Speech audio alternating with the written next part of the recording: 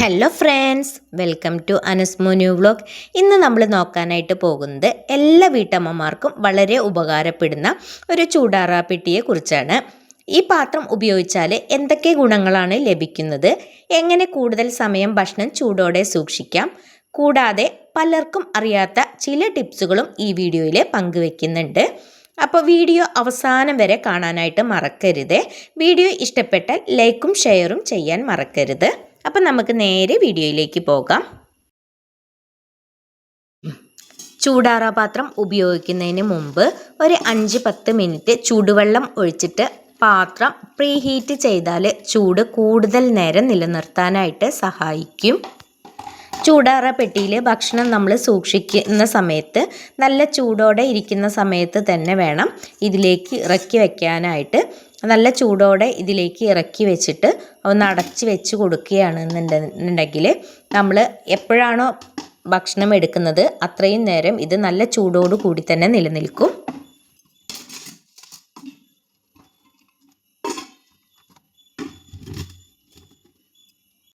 ദോശമാവൊക്കെ പുളിപ്പിച്ചെടുക്കാനും വളരെ ഏറെ ഉപകാരമുള്ള ഒരു പാത്രം കൂടിയാണ് ഇത്. മാവൊക്കെ അരച്ചു വെച്ചതിന് ശേഷം ഇതിലേക്ക് ഇറക്കി വെച്ച് അടച്ചു വെച്ച് സൂക്ഷിക്കുകയാണെങ്കിൽ മാവ് നന്നായിട്ട് തന്നെ നമുക്ക് പതഞ്ഞ് പൊന്തി കിട്ടും. മഴക്കാലത്തും മഞ്ഞുകാലത്തും ഒക്കെ മാവ് അരച്ച് വെക്കുന്ന സമയത്ത് പൊന്തി വരാനായിട്ട് ഭയങ്കരമായിട്ട് താമസം ഉണ്ടാവാറുണ്ട്. ആ ടൈമിലൊക്കെ നമുക്ക് മാവ് അരച്ചെടുത്തതിന് ശേഷം ഇതുപോലെ ചൂടാറാ പെട്ടിയിൽ വെച്ച് കൊടുക്കുകയാണെങ്കിൽ പെട്ടെന്ന് തന്നെ നമുക്ക് മാവ് പുളിച്ച് കിട്ടുന്നതാണ്. അപ്പോൾ ഈ ടിപ്സ് ചെയ്ത് നോക്കാത്തവരുണ്ടെങ്കിൽ ഒന്ന് ചെയ്ത് നോക്കുക. ചോറ്, ബിരിയാണി, കറികൾ എന്നിവയൊക്കെ മണിക്കൂറുകളോളം നമുക്ക് ചൂടോടെ സൂക്ഷിക്കാനായിട്ട് ഈ പാത്രത്തിൽ പറ്റും. ചപ്പാത്തി, പൊറോട്ട, ദോശ, ഭൂരി എന്നിവയൊക്കെ മൃദുവായിട്ട് നിലനിർത്താൻ ചൂടോട് കൂടിയിട്ട് നമുക്ക് ഈ പാത്രത്തിലേക്ക് ഇറക്കി വെച്ച് കൊടുത്താൽ മതി. 30 മിനിറ്റ് കൊണ്ട് തന്നെ വളരെ പെട്ടെന്ന് ചിക്കൻ ബിരിയാണി നമുക്ക് ഈ പാത്രത്തിൽ തയ്യാറാക്കി എടുക്കാനായിട്ട് കഴിയും. ചൂടാറാ പെട്ടിയുടെ ഉള്ളിലുള്ള ഈ പാത്രത്തിൽ തന്നെയാണ് കുക്ക് ചെയ്തെടുക്കുന്നത്. അപ്പം അതിനായിട്ട് പാത്രം ചൂടായി വരുന്ന സമയത്ത് അതിലേക്ക് എണ്ണയാണ് ഒഴിച്ചു കൊടുക്കുന്നത്. എണ്ണയോടൊപ്പം നെയ്യും ചേർത്ത് കൊടുക്കുന്നുണ്ട്. എന്നിട്ട് കനം കുറഞ്ഞ് അരിഞ്ഞു വെച്ചിരിക്കുന്ന സവാള ചേർത്ത് കൊടുക്കുന്നുണ്ട്. സവാള ഒന്ന് ബ്രൗൺ നിറമായിട്ട് വരുന്ന സമയത്ത് ഇതിലേക്ക് തക്കാളി ചേർത്ത് കൊടുക്കുന്നുണ്ട്. അതോടൊപ്പം തന്നെ പച്ചമുളക് കട്ട് ചെയ്തത് കൂടി ചേർത്ത് കൊടുക്കുന്നുണ്ട്. അത് കട്ട് ചെയ്ത് ചേർത്ത് കൊടുത്തിട്ട് നന്നായിട്ട് തന്നെ ഒന്ന് വഴറ്റിയെടുക്കുന്നുണ്ട്. ഒരു ടീസ്പൂണോളം ഇഞ്ചി, പച്ചമുളക്, വെളുത്തുള്ളി ചതച്ച പേസ്റ്റ് കൂടി ഇതിലേക്ക് ചേർത്ത് കൊടുക്കുന്നുണ്ട്. തക്കാളിയൊക്കെ നന്നായിട്ട് ഉടഞ്ഞു വരുന്ന ടൈമിൽ ഇതിലേക്ക് പൊടികൾ ചേർത്ത് കൊടുക്കുന്നുണ്ട്. പൊടികളുടെയൊക്കെ പച്ചമണം മാറി വരുന്ന ടൈമിൽ പൊരിച്ചു വെച്ചിരിക്കുന്ന ചിക്കൻ കൂടി ഇതിലേക്ക് ചേർത്ത് കൊടുക്കുന്നുണ്ട്. പിന്നെ ഇതിലേക്ക് സ്വല്പം തൈര് കൂടി ചേർത്ത് കൊടുത്തതിന് ശേഷം നന്നായിട്ട് തന്നെ ഇളക്കി യോജിപ്പിക്കുന്നുണ്ട്. ഉപ്പ് കുറവായിട്ട് തോന്നുകയാണെങ്കിൽ ഈ ടൈമിൽ ചേർത്ത് കൊടുക്കാം. അതിനുശേഷം നമ്മൾ നേരത്തെ തയ്യാറാക്കി വെച്ചിരിക്കുന്ന ചോറ് ഈ ചിക്കൻ്റെ മുകളിലേക്ക് ഇട്ട് കൊടുക്കുക. മുകളിലേക്ക് ഇട്ട് കൊടുത്തതിന് ശേഷം മല്ലിയില കാര്യങ്ങളൊക്കെ വിതറി കൊടുത്തിട്ട് നെയ്യ് ഒക്കെ ഇതിലേക്ക് ചേർത്ത് കൊടുക്കുക. എന്നിട്ട് നന്നായിട്ട് തന്നെ തവി വെച്ചിട്ട് മുകൾ വശം ഇതുപോലെ ഒന്ന് ചെയ്തെടുക്കുക. അതിനുശേഷം നമുക്ക് അടപ്പ് വെച്ച് ഒന്ന് അടച്ചു കൊടുക്കുക. എന്നിട്ട് നമ്മുടെ ചൂടാറാ പെട്ടിയിലേക്ക് ഇത് വെച്ചു കൊടുക്കുക.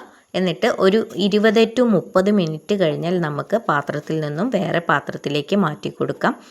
ആ സമയം കൊണ്ട് തന്നെ നമ്മുടെ ബിരിയാണി സെറ്റായിട്ട് കിട്ടുന്നതാണ്. ഇങ്ങനെ ചൂടാറാ പെട്ടിയിൽ നമ്മൾ ബിരിയാണി തയ്യാറാക്കി എടുക്കുകയാണെന്നുണ്ടെങ്കിൽ അടി കരിയാതെ തന്നെ നമുക്ക് ബിരിയാണി വളരെ എളുപ്പത്തിൽ തയ്യാറാക്കി എടുക്കാനായിട്ട് കഴിയും.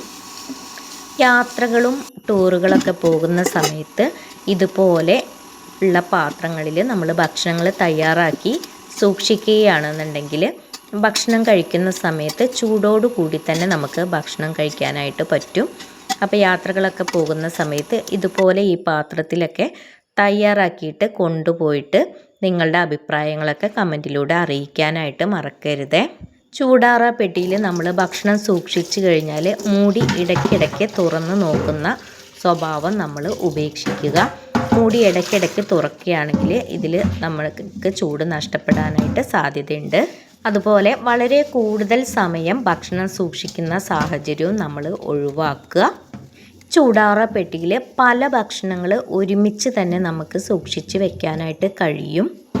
ഈ പാത്രത്തിൽ നമ്മൾ ഭക്ഷണ സാധനങ്ങളൊക്കെ സൂക്ഷിച്ച് വെക്കുകയാണെന്നുണ്ടെങ്കിൽ വീണ്ടും വീണ്ടും ചൂടാക്കി ഉപയോഗിക്കുന്ന പ്രവണത നമുക്ക് ഒഴിവാക്കിയെടുക്കാനായിട്ട് കഴിയും. ഭക്ഷണങ്ങളൊക്കെ ഉണ്ടാക്കിയതിന് ശേഷം നമ്മൾ ചൂടാറ പെട്ടിയിൽ ഭക്ഷണങ്ങൾ സൂക്ഷിച്ച് വെക്കുകയാണ് എന്നുണ്ടെങ്കിൽ ചൂടാക്കി കഴിക്കുന്ന അവസ്ഥ നമുക്ക് ഒഴിവാക്കുകയും ചെയ്യാം.